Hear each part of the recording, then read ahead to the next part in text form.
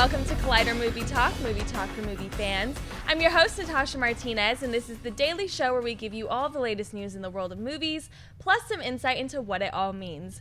Joining us today is the Mad Hatter himself, Kristian Harloff. Mustard? Don't be silly. Lemon, that's different. How's it going, guys? Welcome back to another episode of Collider Movie Talk. What a fun show we have in store for you.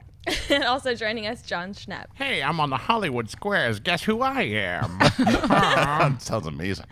And also joining us, Sasha Perl-Raver. Ready to go down the rabbit hole. Let's do this thing, Hatter. Her first appearance on Movie Talk. It's so intense. I feel so proud to be here. I'm love so it. excited. Let's talk everything. Let's do it. Let's do it. All right. What we got first? Doug Liman has moved on from the Gambit movie for the time being in order to direct the sniper thriller The Wall. This according to a report from The Wrap. Rumblings behind the scenes continue to spell trouble for the Gambit movie, with the movie being delayed again due to script issues. Originally slated to be released this October, The Wrap also reports that Channing Tatum's producing partner Reid Carolin is now rewriting the script with Liman, stating that he will start his casting search from the scratch outside of the long-attached star and producer Tatum once he returns. Léa Seydoux was originally cast as the leading lady back when Rupert Wyatt was on as director. Now her involvement is up in the air. Kristian, is the Gambit movie cursed, or will it ever see a green light? It is cursed. This movie's a mess. It is a mess, and it shouldn't. Honestly, I don't think that it needs to be a standalone movie. I just don't think it needs to be. The fact that it was going to be $200 million at one point, what? And then the fact that Deadpool was able to show that it could make a lot of money off a $60 or $70 million budget, whatever that was. And then they said, well, wait a minute, let's cut back here. Nobody was looking forward to a Gambit movie the way that they were looking forward to the Deadpool movie. And they showed what they could do with smaller budget, I think, afterwards. Because I think with the answer, they weren't expecting Deadpool to be the answer to spawn off more X-Men movies, and that's what they got now, whether they're going to do with X-Force, and they were able to tie it in very well in Deadpool. I think that at first they were looking at Gambit to do that. They don't need Gambit to do that anymore, so I think it's a smart decision for them to say, wait a minute, let's rethink this thing. And then, you know what, Doug Liman's sitting around, go and do something else. This makes sense to me.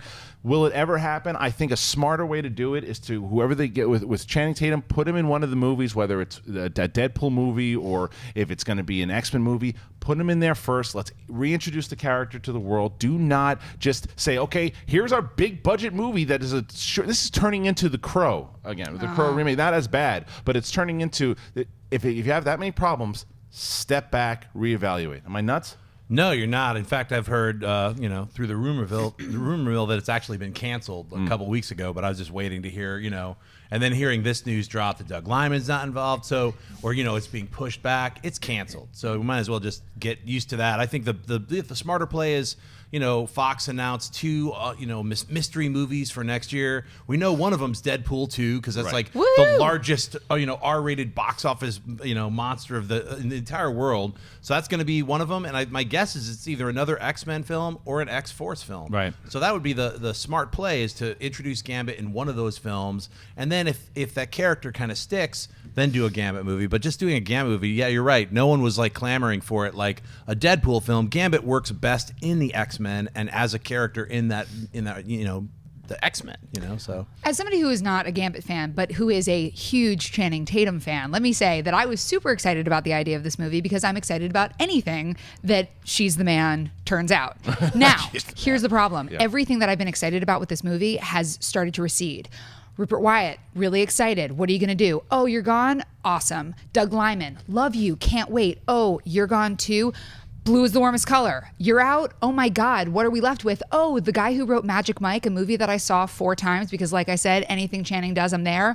You cannot trust that dude to fix a script that is already in complete shambles. Yeah. This is really disappointing just because you're absolutely right. They need to throw him into something, see if it sticks. Deadpool 2 makes the most sense, but just let it die. Yeah, I agree. It's a matter of just push it. Let's see. It's obviously something is not working with it, whether it be the script problems or whatever it is. So the question is for you guys out there too. The first thing I would love to know, because I'm looking at the chat board right now, were you looking forward to a Gambit movie? Yes, no? And the other thing is, do you think that this movie as a solo movie could work? Is it still possible for it to work? And if so, how? Comments, let them flow. Let's see what you got. Natasha, what's next? Variety is reporting that Selma actor David Oyelowo and Beyond the Lights star Gugu Mbatha-Raw are now set to lead the JJ Abrams produced sci-fi thriller God Particle. The film takes place in the near future and revolves around a team of astronauts on a mission who make a terrifying discovery. The Girl Is in Trouble director Julius Onah is set to direct with Abrams and Brian Burke producing. In the same report, Variety is saying that speculation has run rampant that God Particle might actually be a Cloververse movie, with Abrams recently saying that he has another idea that connects some stories, should they get the opportunity to do it. Could this new movie be another ruse to throw off the fans? We will have to wait and see when the God Particle comes out to theaters on February 27th, 2017. Schnepp, do you like the casting of JJ's God Particle? Yeah, I love the casting. I think they're both great. And I think it's going to be called Cloverfield Particle, because what do they find in outer space? Some floating monster. It's like, you're not tricking me, JJ, you weird mystery box freak. I know. I've opened the box, son. Freak. Yeah, I love it's not going to work, dude. I got the question. I got the answer, son. It's Cloverfield. Nice. I love it. I love it. Yeah, no, I'm with you, man. I love the cast, but it's like, just tell us this point. It's Cloverfield. We're into it. I don't think that they knew that 10 Cloverfield Lane was gonna be part of it, and they shoehorned that ending at the end. It worked. It provided box office because of it. So yeah, I think that it's almost gonna become a bit of a shtick now for JJ, that he's got everything. It's like, are you going to the bathroom? I don't know. It's like all these. It's just a matter of, it's his thing now, and that's fine. And I think it does add some fun to it. But I love this cast, man. I love this cast, and I will tell you that David Oyelowo, God bless you, David Oyelowo, for a guy who was so great in Selma, I think, still underrated for the most part. For not for like the insiders here, or people who talk about it, or even hardcore movie fans that starting to know his name. But if you say David Oyelowo to the casual movie fan, who's that? Yeah. Who's that? This is a guy that needs to be in more projects like this, get his name out there more. As a voice actor, he's great. He's the Star Wars show that I watch, Star Wars Rebels. He voices Agent Callus, and he is just everything he does bring gravitas. He's got so much to him on it. To see him being something like this, and I don't know enough about Gugu to where she was great in Beyond the Lights. She was really good in that movie, but I want to see her do more. So I think this is a great cast. What do you think? You were not a fan of the terrible show Undercovers that she did with JJ Abrams back in the day? No, I didn't. Well, there I think only 4 episodes aired, so it's really hard to see. It was not long for this world, but she's incredible. I love her as an actress. I love David Oyelowo. So my thought is, prequel? Is this the prequel to Cloverfield, and these are the aliens that we find that then did the first Cloverfield? Or that's the question. Or are these like the reinforcements coming to really like F some stuff up back on Earth, and this is a follow-up? I'm going to go with prequel. I think that she is incredible. They're both 2 of the most difficult names to pronounce, though. Totally. David Oyelowo and Gugu Mbatha-Raw. No, I like how you said, just get that thing and then Mbatha-Raw. It's Mbatha-Raw with a lisp. Mbatha-Raw. Gugu Mbatha-Raw. But she's incredible. The show she did with JJ Abrams was not good. It did not last long, but he has believed in her talent for a really long time. Yeah. And JJ is one of those people who has a great eye. Like, he was the guy who put Jennifer Garner on Alias. Mm-hmm. He's the person who like made Chris Pine what Chris Pine is now. Mm-hmm. So I really trust when he sees something in someone. I agree with you too. Okay, we're gonna move on, and just to let you know from the question I asked before, it was an overwhelming no. The chat board does not care about Gambit. Is it Gambit or Channing Tatum? No, there's some people said that. Some people were saying that it was partially because of Tatum, but for the most part, they just don't think it could work. But thank you guys for chiming in. I like to do this more to try to get you guys involved and hear what you guys are saying out there. So what's next? All right. It was Bryan Singer who first announced that Days of Future Past actor Josh Hellman would return as William Stryker for X-Men Apocalypse. Now, thanks to the latest edition of Empire magazine, details have emerged about his scene, which is said to include Mystique, Beast, Quicksilver, and Myra McTaggart. Empire says the quartet have been kidnapped by Army Twonk William Stryker following a cataclysmic event at the X-Mansion and wake up in a holding cell. On a balcony above them, Stryker taunts his prisoners, demanding to know the whereabouts of Magneto. Fans are speculating about this holding cell, with many theories pointing to it being the Weapon X facility. The same speculation points to this being the perfect place to include a Wolverine cameo, which has yet to be confirmed but often rumored. X-Men Apocalypse opens in theaters May 27th. Sasha, do you think Wolverine will make a cameo in X-Men Apocalypse? Okay, before we even get to whether or not Wolverine's going to cameo, Josh Hellman, one of my favorites because he was in one of the great undiscovered shows of last year, Flesh and Bone on Stars. If you don't know it, you got to watch it. Makuga, I got him into it. He's so creepy and so good, and it's by one of the only female writers who was on Breaking Bad. Watch Flesh and Bone. Also, like the best credit sequence. Okay, so Stryker, stoked he's in it. Here's the problem with a Wolverine cameo. Is he going to be in it? Duh. Of course he's going to be in it, even if it's for 4 seconds saying, fuck off. Right. But here's the thing about it. Oh, are we not allowed to curse on the show? Oh, God. Sorry. Anyway, okay. But you don't. We know probably Weapon X facility. Is it going to be a flashback? But here's the problem. Wolverine doesn't age. But Hugh Jackman does. So that's why he has to sort of exit out of this franchise, because at a certain point, it doesn't make sense for the character anymore. So I think it's probably going to be a heavily CGI'd scene where we see him maybe in the tank. It's just for a second. Maybe it's like a drive-by and we see the claws coming out. But I don't think it's going to be a huge part, because it can't be a huge part at this point, because within the storyline, it doesn't make sense anymore. Actually, Sasha, Wolverine does, in course, age. He ages, just not as rapidly as everyone else. Right, but now at this point in the timeline, it doesn't make any sense, because he's old as hell compared to what he was supposed to be, even in the movies. I agree, but I also think that he's going to absolutely be in the movie. We will have a cameo. I love the idea that they're going to explain a little bit more. Well, we think if they do talk a little bit more about the Weapon X facilities, because what we know in the X2, that whole thing's kind of been washed away. That didn't happen anymore. So then what did happen? What happened? That was the one part of Days of Future Past that I was confused at the very end, when it looks like Stryker has Wolverine. I'm like, oh, great, they're going to get into it. And then it's Mystique. And I was like, why was that Mystique? That doesn't need to be Mystique. That should have stayed as Stryker. That way I know that he still went to the facility and got the adamantium. But maybe they'll explain it now. I want to learn a little bit more about what happened to him. But I love that this dude's coming back. We saw him in the trailer for a little bit, but to understand a little bit more about what's happening with Stryker and Wolverine, I like it. Yeah, I think, you brought up a good point that he does age, but Hugh Jackman's one of those guys with great genetics where it's like, if you look at the year 2000 and you look at him now, it's like, it's just not that much of a difference. Yeah, there is. That's not as much. With for makeup, 16 years? yeah, Right, with makeup and Hollywood CGI. magic. I don't even think he needs to rock the CGI. He could just just show up naked, and the guy's like, what? He looks like he's 23 or something. You're like, whatever. So anyway, I think he's going to be in that holding cell. It just makes perfect sense if you're going to do a throwaway scene and get Jackman in for like a one-day shoot. I just hope they do drop that F-bomb, but maybe it'd be cool if McAvoy and him are in the cell and someone else does it, and then they look at each other. You know what I mean? Or whatever. I'm sure he's going to be in that scene. It just makes sense. So For sure. Okay, it is buy or sell time. You're brand new to the show. Welcome. But you should also know that we do a buy or sell thing here pretty easy. Natasha reads off some of the latest in the movie news, and we simply say buy or sell. Natasha, what's up first? It's been reported for years now that Danny Boyle was waiting for the right time to move forward with a follow-up film to the cult classic Trainspotting. Now, Ewan McGregor has provided an update to our very own Steve Weintraub while chatting with him about his latest movie, Miles Ahead. Despite the years of delays, McGregor confirmed that the film will go ahead thanks to the cast and crew's schedule opening up and a great script arriving just recently. John Hodge's adaptation of the Irvine Welsh novel Porno, according to McGregor, is really, really, really good. So good that the movie will begin filming this May. Kristian, buy or sell the sequel to Trainspotting with Boyle and the original cast to this film this May? I buy it, and I'll tell you, I buy it for a lot of different reasons. Because sometimes you could say, oh man, this director hasn't really done anything for a little bit, and now he's just going back to the thing that made him, so that's why he's revisiting a certain movie. That's not the case with Danny Boyle.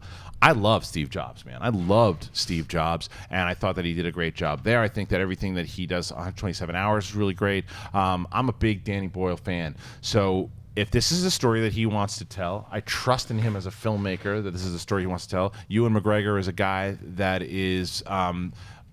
he picks his projects well, I think, too. I mean, sometimes he's here and there. He makes a couple of missteps, but he's always great in the projects. But he knows the kind of relationship that he and Danny Boyle have. So I believe in him that he says that this is a great script. I want to do this again. I don't think he would revisit this again if it was just like he's not the type of guy that needs to revisit Trainspotting 2 if it's a crappy script, because it's not a movie that's going to make hundreds of millions of dollars. It's a movie that's going to be it's going to be out there. It could be maybe an Oscar contender depending on how it turns out, but I love that the original cast is coming back, and I want to see what is it, like almost 20 years? Yeah, Something it's like almost that? 20 years. What yeah. happens next? So this to me is a big buy. I love by the way, if you want to see the actual interview, it's up on the Collider video channel right now. Frosty did a long interview with Ewan, and he talks about Trainspotting, he talks about Star Wars. There's a lot of cool stuff. So after this show is over, of course, go check that out. Sasha, buy or sell? What do you think? Not only do I buy this sequel, I buy everything you said about it. 100%. Danny Boyle's not in this for a money grab. This is something that's about the art. I love what you're saying about the possibility of it being an Oscar contender, because it's so rare that a sequel, I mean, like, you have a Creed every once in a while, you have a Godfather 2 every once in a while, but it's rare. Yep. But this feels like it has all the makings of that.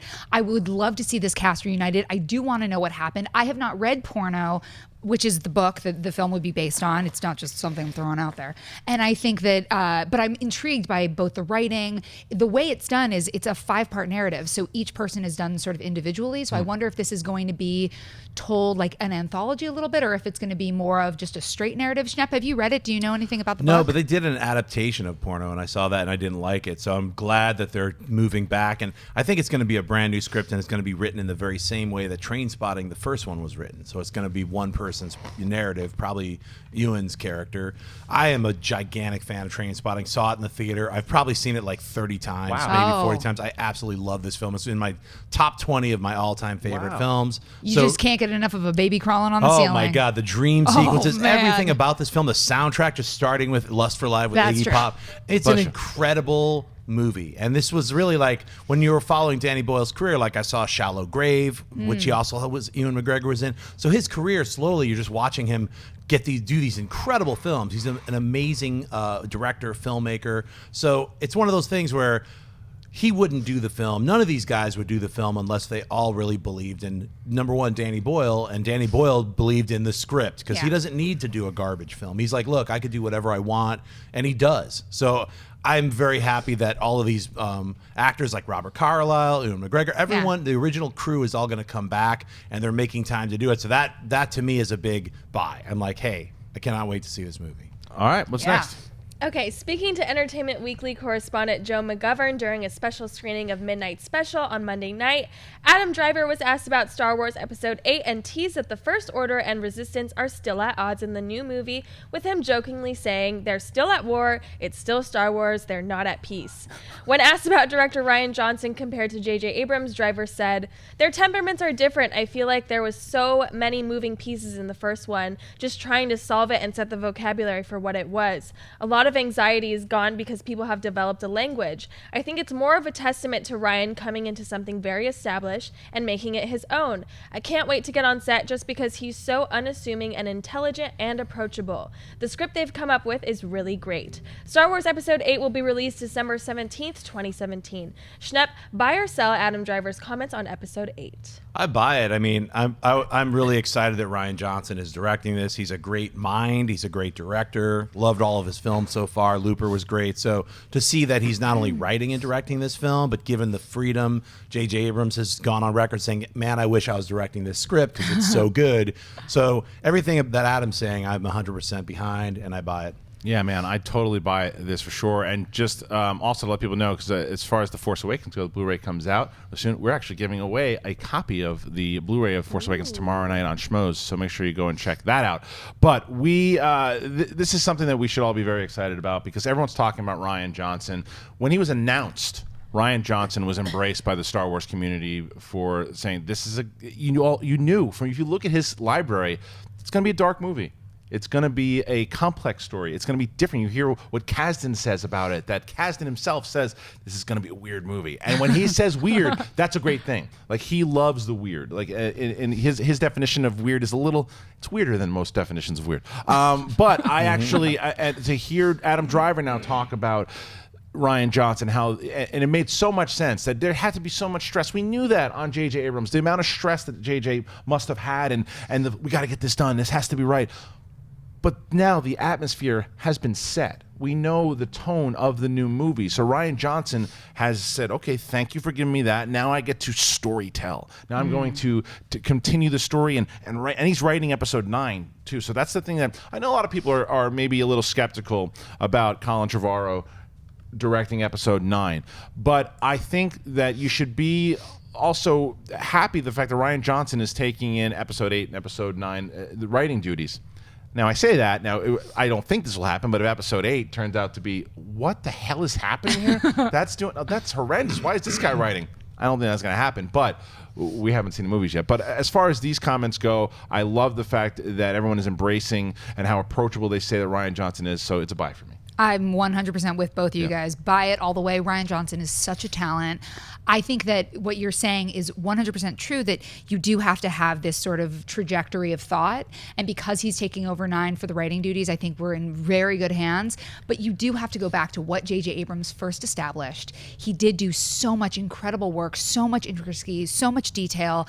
Every single thing that he did to set that tone, I feel like we are in such great hands across the board, and I think that it's going to be a fantastic movie. My only concern continues to be the more stories you try to tell, the more watered down it can become. So you just have to be careful and not just aim for a release date as opposed to, like you're saying, telling a great story, but that's something that Rian Johnson is overwhelmingly capable of doing. Right. Some of the comments that are out there right now, he's such a talent. He's only done like one major movie, which is the truth. You know, like I don't know if you're being facetious or not, but that's actually really true. The big movie was Looper, and he is a big major talent. The fact that Lucasfilm trusted him enough to say, okay, look, it's also what you have to realize too is Kathleen Kennedy is the type. He also did Brick, which was a great film. Such a great film. Absolutely, he did. But Looper was the one a little more mainstream. Bigger budget, yeah. And so when you sit down with Kathleen Kennedy, I think that's the thing that Kathleen Kennedy should get the credit for as well. She's not the only one, but I mean her and Kiri Hart and all of them, when they're sitting down and they're saying, okay, what's your vision of it? Why are you right for this role? Where do you see this universe going? And them going, this is the person that we trust. Totally. They trust them. The actors now trust them, and I think that we as fans will trust them. Definitely. I'm really surprised that people are worried about Colin Trevorrow. I think that he's great, and obviously he knows how to make a big-ass movie. I think that that's the problem. That I think that some people like. You know, when you look at, because yes, now Star Wars is obviously a big-ass movie, but the thing is that I think is a little bit different in the Star Wars world. So you want a little bit more depth in it too, and you want a little bit more of the story structure. And I think that Jurassic World didn't call for an in-depth story. It did, because his other movie, what's the smaller one? Safety Not Guaranteed. Thank you very much. Safety Not Guaranteed. That movie did have a lot of depth to it. It had a lot of there was a lot of heart to it, and it was. I think that you can't judge him off of Jurassic World's a fluffy movie. It's a fluffy movie. You also have to look at like who's writing it. And again, we're going back to Rian Johnson taking care of the script for 9. Like, you can trust this dude. It's all good. Yeah. All right, now it is time for Rewind, brought to you by our friends over at AMC Theaters. This is a segment where we go back in time. We don't have a DeLorean, we just do it. We got 10 years, we got 20 years, and Natasha, please tell us, what the hell opened 10 and 20 years ago? Well, 10 years ago, Basic Instinct 2, Ice Age, The Meltdown, and Slither opened. Whoa. Boffo weekend. All right, about 20 years ago. And 20 years ago, Sergeant Bilko, Carried Away, and All Dogs Go to Heaven 2.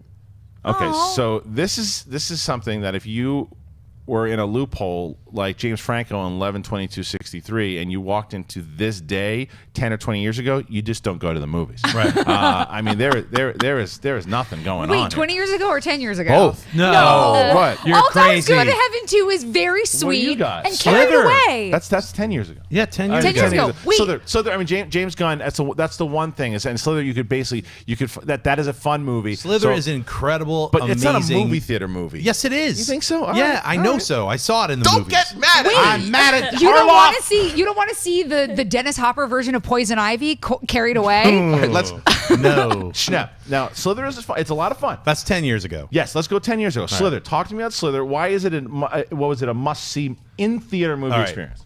Number one, it is an incredible tribute to all of the other kinds of, Invasion of the Body Snatchers / The Blob. It's a great horror film where it's like the whole town gets infected by this grotesque weird thing, and the actor from Walking Dead, Michael Rooker, he was very unknown at the time. He was Henry, Portrait of a Serial Killer. No one wanted to hire him unless he was a murderer. This movie, he was also kind of a crunchy weirdo, but he stole it. He was great in it.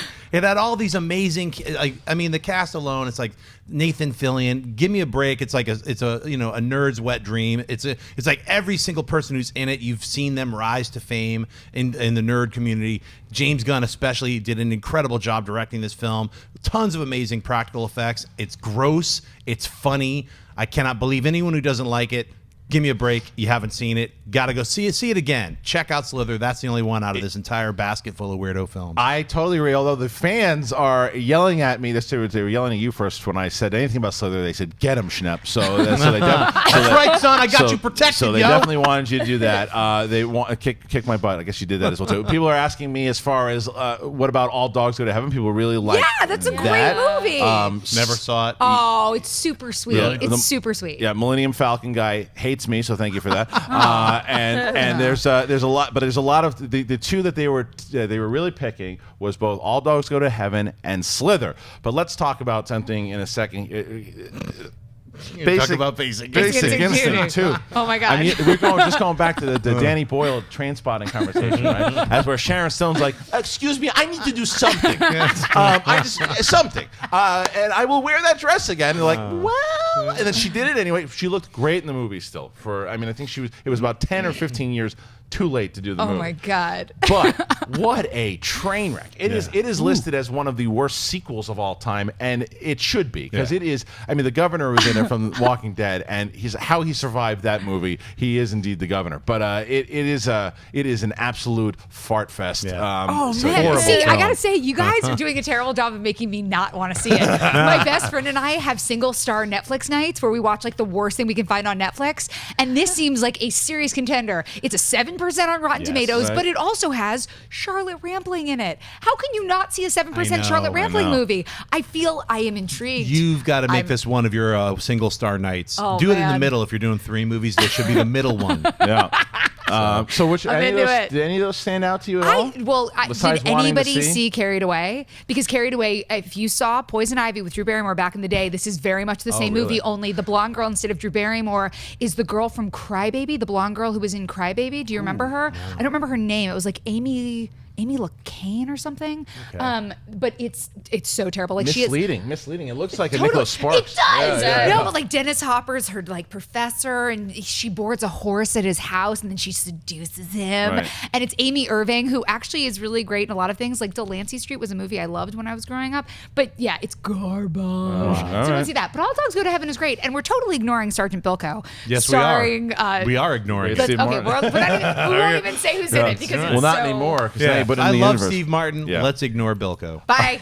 All right, now it's time. We've been hearing from you guys in the chat room. Now we're going to hear from the mailbag questions. You guys have been submitting questions to collidervideo@gmail.com. We pick out a few. We talk to you. Now, besides us doing this right now too, we're going to do live Twitter questions as well, so make sure that you go to @ColliderVideo. The lovely Natasha will be the gatekeeper today, so make sure that you are very nice. Ask some questions, whether or not you want to do, it could be anything that we're talking about in the world of movies. It wants to be behind the scene questions. Whatever you want to do it, submit them. Natasha, what's up with mailbag? Harry Green writes, "Hey Collider crew, I enjoy watching you guys each and every day.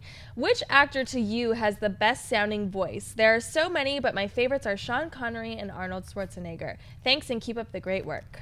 I mean, come on. I have to appreciate the fact that you're bringing that up and the fact that you want to talk about it. You got a lot of stuff to talk about here. I mean, I to be completely honest with you, I called Sharon Stone. I told her not to do Basic Instinct 2. I said we should do Total Recall 2, and she said not to. So who's the joke on now?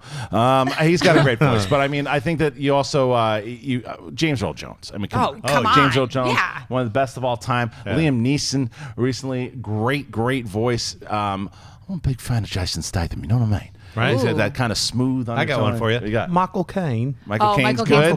Like that as well too. Hello, you guys are forgetting the great Christopher Walken. I'm not even going to impersonate it, but come on. I mean, you try. Yeah. But you can't. Yep. Sure Christopher can. Walken, awesome. No, that's fantastic. No, but James Earl Jones, how bad do I miss him doing the CNN announcement? That made me feel like I was watching something truly I profound. was just talking about James Earl Jones this morning. I had breakfast with Dennis, and he was talking about that Rebels, and I was like, "Yo, is Darth Vader in it?" And he's like, "Yes." I was like, "Man, James Earl Jones, right?" He's like, "Yes," because I remember when I was a kid, they had the radio play of Star Wars, and I could tell it wasn't James Earl Jones. I was like, "That's not James Earl Jones." It was Brock Peters. He did a good job, but I'm just saying, Earl's back. James Earl Jones has got that voice. I want him to be Darth Vader forever. Yeah. So here's some of the stuff that you guys have been saying. Some names. We have Morgan Freeman out there. Yes, of course. Mike, God. Let's see. We got David Keith. Great one. Definitely, Benedict Cumberbatch. Daniel Craig. A lot of Morgan Freeman. Jesse Eisenberg is Lex Luthor. And then we have troll. let's see. No, I think he's been legit. Let's see. So Mark Hamill's got some great voices as well Yes. too. Yeah. Christopher Lee, a lot of great choices here. So thank you for that one. Going old school too. How about Betty Davis? She had an incredible voice. Hey, how about- and great eyes. Yeah. And a great How song about about her eyes. Mel Blanc, the father of Oh all my God! yeah. All voices. Yep. There was the Optimus Prime. Can I do it? I was always trying to get the Prime down, but I couldn't do it. It was like, Look, Orson Welles. Yeah, didn't he play a planet? He was like, I am He a did. planet. He was in the Transformers. I'm in not the kidding. He's Transformers a Transformers movie. movie. He played. He was like, I will sell no wine before it's raw. I'm a planet. Yeah. He played Unicron, Megatron. That's trying it. Okay, all right. What's next? Marvelous Marv writes, "Hey Collider Clan from the rather wet UK. I discovered Jedi Council last year in the lead up to The Force Awakens release, where your enthusiasm and open geekiness is infectious and now has made me addicted to all of your shows." And the longest email mailbag ever. He's ready from the UK. Yeah, my question is, what are some of the best opening sequences to movies you've seen? For me, of course, I have to say Star Wars, with the sheer scale of the Star Destroyer chasing the Tantive 4, which was then taken to another level in Spaceballs. But one of my favorites has to be the beginning of Zombieland, being chased down the road by a topless zombie prostitute, while For Whom the Bells Tolls Metallica blasts out is just so good. P.S. Can I request that Schnepp has to do a whole show in his best English accent, as he sounds like a drunk Australian, and it cracks me up. Listen here, UK sweaty. You mate, listen here, all right? Look, when you buy me a Guinness and like some fish and chips, right? That doesn't make it easy for you to just slide up and become a bestie, okay? This just doesn't work that way, mate. All right, don't make me come at you with some grovers, because I'm coming at you with some chippers, okay? You and your little biscuits and tea every day. Listen up, mate. You're not gonna have me talking like that all the time. Tell me to eat a blanket. Go eat a blanket. That was amazing. As far, can you, Mr. English, can you tell me your that's your new name, Mr. English. Mr. English, can you please tell me your best opening in movies? One of my favorite openings is Raiders of the Lost Ark, and Temple of Doom also was great. It had a scene with the rolling, and they had the things that get the antidote, and then they had the last one, right? They had a great opening with River Phoenix as a young Indiana Jones, and I'm not going to talk about Nuke the Fridge. Okay. You should be on Game of Thrones. Yeah, That was beautiful. That was really good. That was beautiful. Really All good. right, thanks, mate. I'm Oh my done. God. Back to normal. Back to normal. Thank you, Mr. English. For me, it's Saving Private Ryan. I mean, come on. my God. It's D-Day. I mean, you are transferred to World War II. When I remember seeing that movie in the theater and just like the emotion, like the anxiety that you have watching it, and you just see the horror that really happened, and the fact what humanity could do, and the survival instincts kicking in, and everything. To me, it's some of Spielberg's best work of all time. That was, and then switching that up in something more recently was the Deadpool opening. It was Hell just the yeah. credits, just the credits alone. The Yeah. it was a great opening. I think what it did so well was set the tone of exactly what the movie was, the fun it was going to have, and telling you, get ready, because this is that kind of movie. Oh, yeah, Definitely. for sure. Similarly, setting the tone, one of my favorites is Do the Right Thing. The opening of Do the Right Thing is so intense Rosie and powerful. Perez. Rosie Perez just like popping. Yeah. And that tells you everything you need to know about that movie. It's so visceral. And even if you rewatch it now, you're just like, oh my God, this is insane. Right. But also every Bond movie. Come on. Because that, again, lays out, you can see if you just watch the trailer, or not the trailer, if you just watch that opening credit montage, you know who the villain's going to be. You know what the theme's going to be. You get that music. They're always the best. Oh, this is a really good. Okay, so again, you guys are giving great answers here. Inglourious Bastards is a great one. Yeah. Dark Knight is a great one. Watchmen, opening of the Two Towers, Taxi Driver. Let's see, Casino Royale, Jaws. Did I say that already? Jaws is a great one, by Yeah. the way. First Harry Potter. Yeah, I agree with you. I like Here's the one first that Harry just Potter. I thought of. Once Upon a Time in the West. That opening where it's the three bad guys Yeah. just waiting at that train station. It's literally almost 10 minutes, and it's just them chilling out. Like one guy catches a fly, and he's just like, listen to it buzz.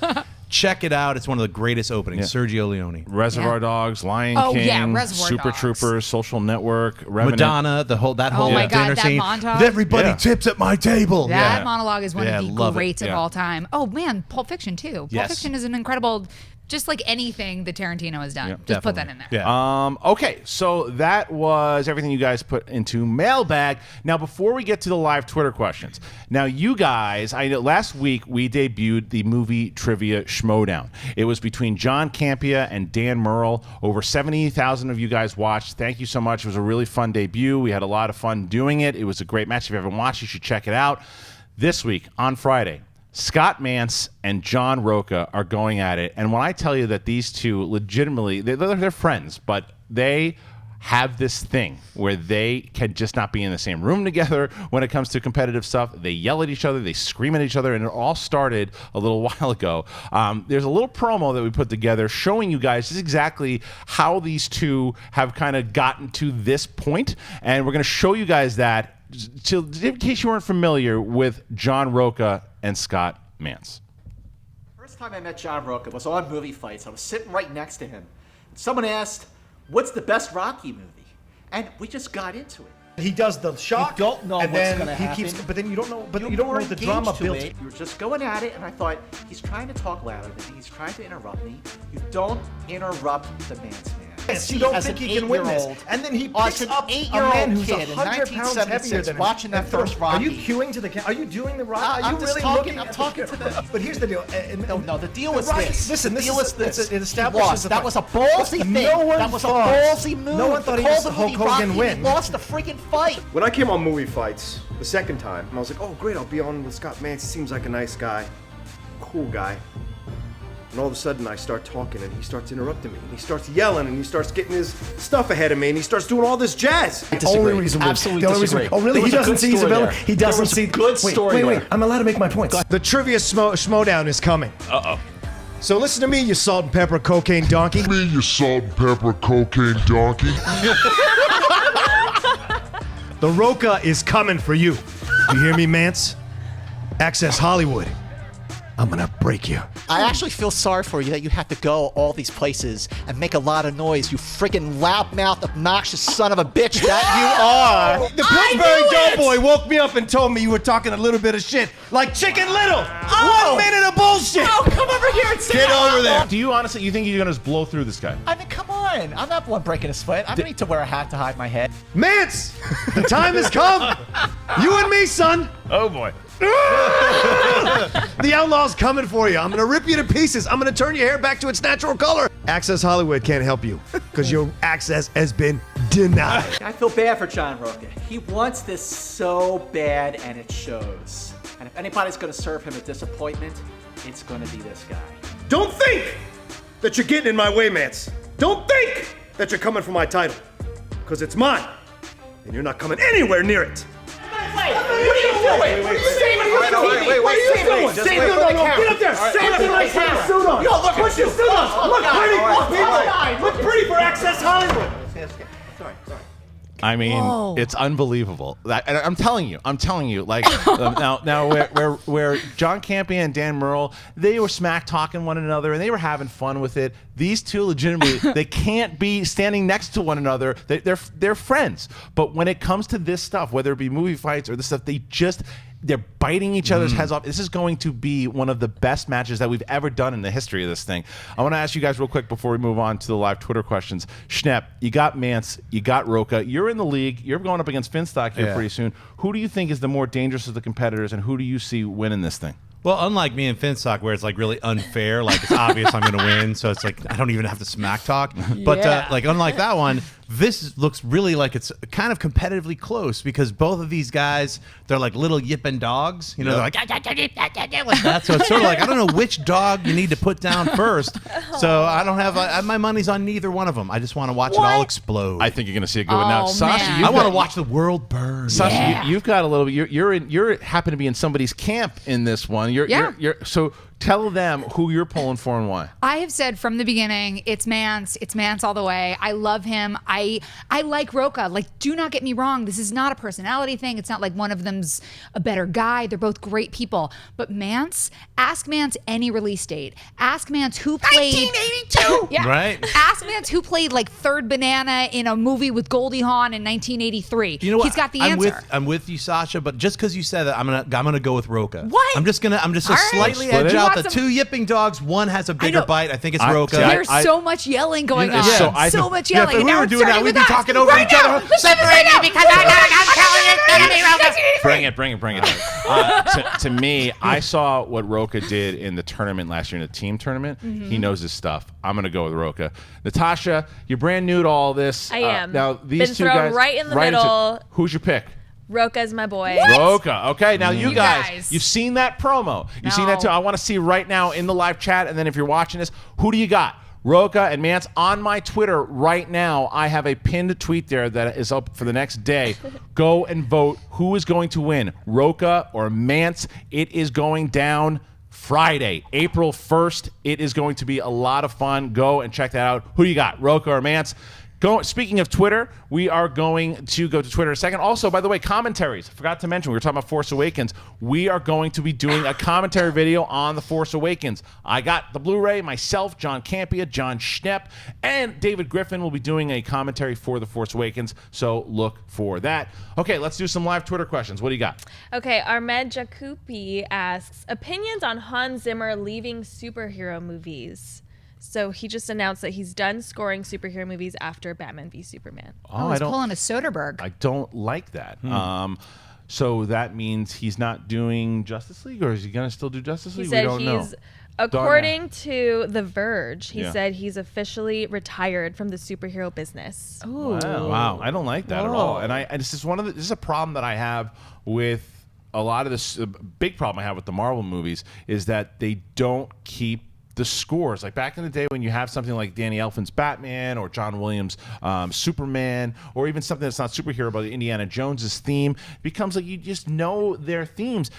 The Avengers was so close to doing that with Alan Silvestri, and then he just got rid of Silvestri. They had him do one other movie, and then you just kind of got it a little bit in Ultron. It kind of pops in there, so they didn't have to pay him that much. But I'm hoping with Kevin Feige kind of taking the reins more that trend stops, because I want my heroes to have their themes. I loved the Superman theme in Hans Zimmer. I thought it was really great. I thought it set the tone perfectly for what the movie was, and it was kind of, again, in there, here and there in Batman and Superman. When it was the best part of the music, I thought, in the movie.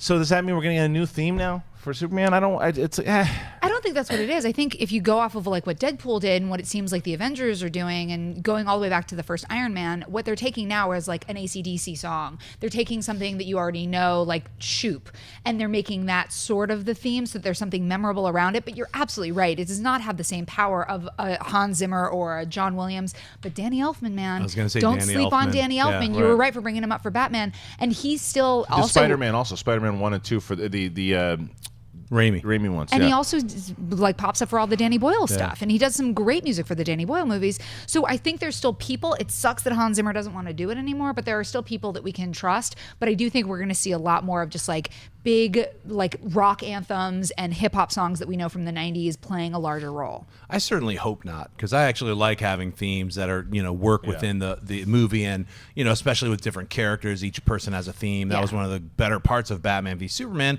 the music. I mean, every single character had their own themes. Wonder Woman had a great theme. So it's it is sad that Hans wants to, retire from the superhero business, but give me a break. He's done so many amazing soundtracks. He did all of the Dark Knight trilogy. Yeah. He's done so many amazing soundtracks.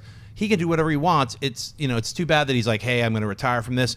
But hey, do some other stuff. I'm totally cool with that. There's a lot of other incredibly talented musicians and people who can do scores that are going to fill in the blank. So Okay, what's next? Okay, Colin Robertson asks, why does there seem to be a lack of buzz for Star Trek Beyond? Oh, That's a great question. You got Sabotage. Well, I think that first trailer is the reason. I think that people were really bummed by that first trailer. I think there's a lot of concern. I was actually talking to somebody at the studio yesterday about going into marketing the movie, and it seems like it is less buzzable than the previous two, and I have to say the last one really bummed me out. I loved the first Star Trek movie. I thought it was awesome, and then Into Darkness felt so blatantly made for an overseas market. We don't need dialogue. We don't need the witticisms, which were the things that made the first movie so great. We need bang, boom, fight sequences so that we can send this to China or to Dubai, and we can get lots and lots of overseas dollars, and we're not caring about the thing that made that first movie so great, which was the story. That's funny, because I was going to kind of say, well, maybe it's just there hasn't been a lot of marketing, a big marketing push behind it, because you have still the JJ leaving the franchise and going to Star Wars, and then you had all these other big movies that are coming out first, and maybe the marketing push is going to come a little later.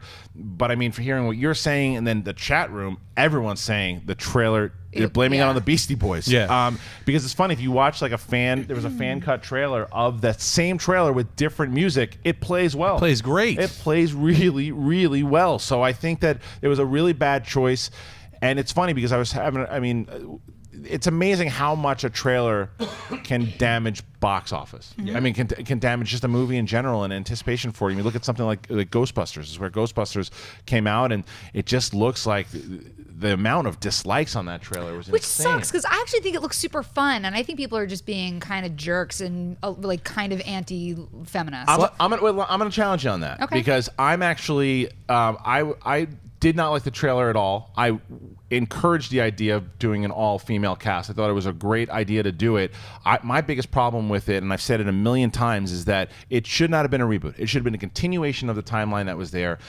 It does not have the same tone of the original Ghostbusters. It looks like a way longer episode of Saturday Night Live. It just does not look like a movie. It looks like bit after bit after bit after shtick after shtick after shtick. But that's what a trailer is. A trailer is bit after bit. But the tone looks shticky, and so it wasn't, to me, it had nothing to do with the fact that women are in it. It just looks like a crap pile. But I think the reason that you're saying that, and I want to hear your thoughts too, Schnepp, is they are exactly what you just said you didn't like, that it felt SNL, is they are playing to the people who already have some sort of name recognition with the cast. I don't know that that's how the actual movie is going to play. I don't think the movie's going to play that way. I think what they have to do with that Ghostbusters is release a brand new trailer that really has the tone of the film, because I think what they were trying to do was capture the original Ghostbusters in this newer trailer by showing us little scenes, because it is a reboot, so showing us scenes that would make us feel familiar. And actually what I think people want is something different. So as long as you focus on the things that are completely different about this newer version of Ghostbusters and set the tone a little bit, set up who these new characters are and how they're different, I think you'll see a different response. Trailers in general, I mean, it's hard. I'm at a loss as far as when you have a bad release of a bad trailer, it can ruin the entire film. Or you see a prejudgment of Star Trek. When I saw that trailer, I was like, wow, I can't believe they're ripping off Guardians of the Galaxy that hard. Yeah. They're doing Kirk's mixtape right off the first 15 minutes. And I thought eventually the song will go away, and it never went away. It was like watching a music video. And being a Star Trek fan, it bummed me out. It was sort of and I'm a Star Trek fan, and I liked Into Darkness. So there's people who are really hated that movie. I thought it was, it's a pocket universe. It's cool. They're trying to get new fans. I know they're going to go back to doing a Star Trek series. Brian Fuller is handling the brand new Star Trek series. That's like hearing oh my God, God has descended from the mountain. It's that guy in charge of the Star Trek series is going to be fantastic. So that is any Star Trek fan should be incredibly happy that at least that's happening. And I haven't given up on Star Trek Beyond. I just I'm hoping there's a story there and it's not just a series of scenes. I want them to listen to, obviously you see all the comments here and hearing everybody here. I want to see the next trailer. I want to see if they listen and got rid of that music video tone and give me the story, and let's see what happens. But this is interesting because this speaks to what we were just talking about with Hans Zimmer. It's the difference between taking 90s hip hop and actually having somebody who can score something that's orchestral, something that elicits a feeling from you that isn't man, I already saw this. I don't want that. Yeah. Maybe they should get Howard Shore. He's an incredible guy. He's done Lord of the Rings. He's done so many things. You could have just temp score for that trailer, and it would have had a different effect, because I didn't mind the Beastie Boys music for about 10 seconds. Exactly. If the bit was in the ship, and then you move on. Because it was a callback to the original Star Trek. He's got that tape. Sure. It's like, okay, this was the history of what came before us. Let's play on the joke and now let's move on. But they did the whole trailer that way, and I think maybe they learned from their mistake. All right, what's next? Okay, keeping on the marketing train, Taylor Petra asks, what's worse for a film, under-marketing or over-marketing? Ooh, this is a good question. In the week, well, since Midnight Specials come out and people really don't know about it, but I feel like it's so good and it's gaining a lot of feedback and word of mouth is sort of bolstering it. But then you've got something like BVS where you get so inundated. I mean, you already knew that the fans were going to see it, but it did a little bit get overmarketed because there's so many trailers that give away the ending. Right. And I think people are finally starting to figure out that audiences don't want that, and they're pulling back a little bit. That's a good question, though. I think it's case by case, because if you look at something to where I think Man of Steel is more of an example. You look at Man of Steel, they showed so many trailers for that movie. So many trailers for Man of Steel that didn't need to be shown.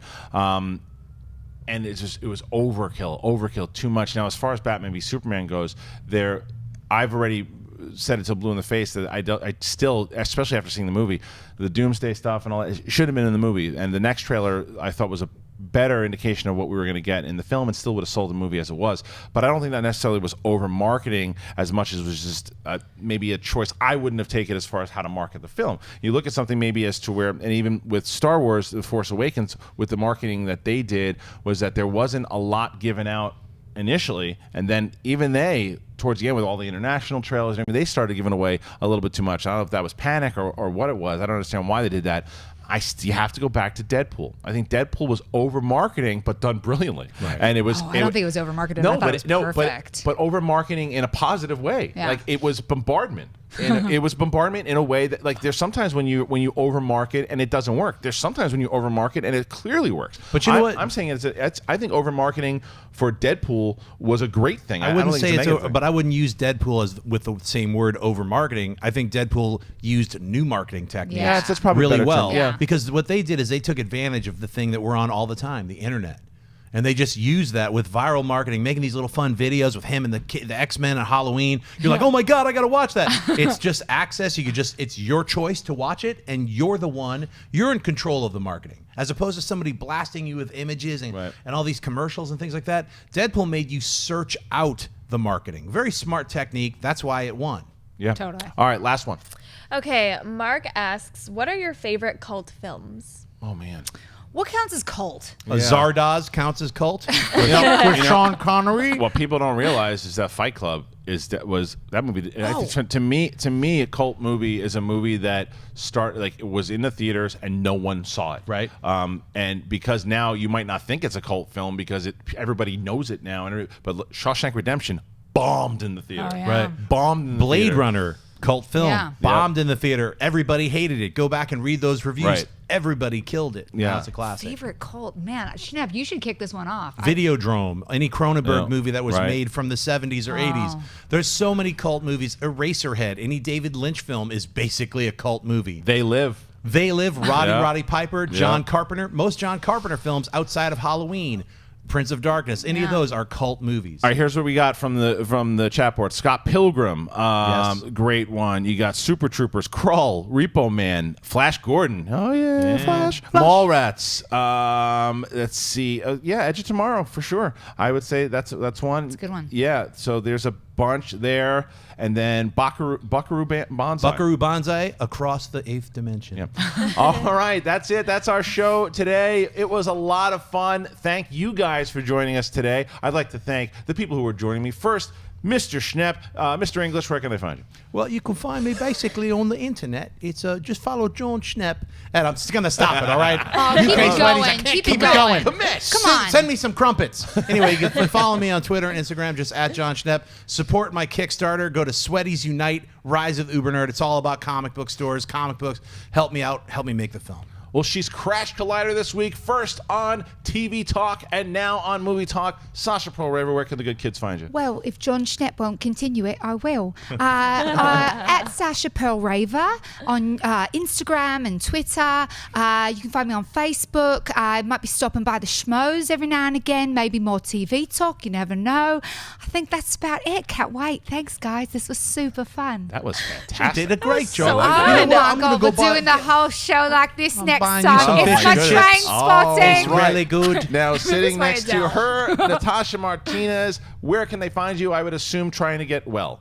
Or yes, I'm trying to get better. I don't know how my English accent pairs up to yours, but you guys can find me on Instagram and Twitter at @NatashaLexis_. I am not going to try that. But what I will tell you, though, also, like I said, please go and vote for Mance and Rocha on my Twitter right now. And speaking of Mance and Rocha, they are both going to be on Movie Talk tomorrow. The two of them will be. It's going to be myself, Mance, and Rocha. God help me. It's going to be Screaming. It's going to be the three of us, I'm and so Natasha excited. will be here as well Yeah. too. So embrace for It's that. gonna be like you're trying to sell. I don't even know what's going to happen. It's going to be Mance and Rocha tomorrow. So make sure, again, go back and watch Campia versus Merle. It's the Schmodown. It is on the playlist right here. Go and check out TV Talk. So many exciting things that we're doing here at Collider, and the Force Awakens commentary coming as well too. So thank you very much. We'll see you tomorrow. I appreciate you joining us. Bye-bye. That's Hey guys, if you like this video, click the thumbs up button. Also, make sure you subscribe to our YouTube channel. It'll help you stay up to date with everything we've got going on here at Collider.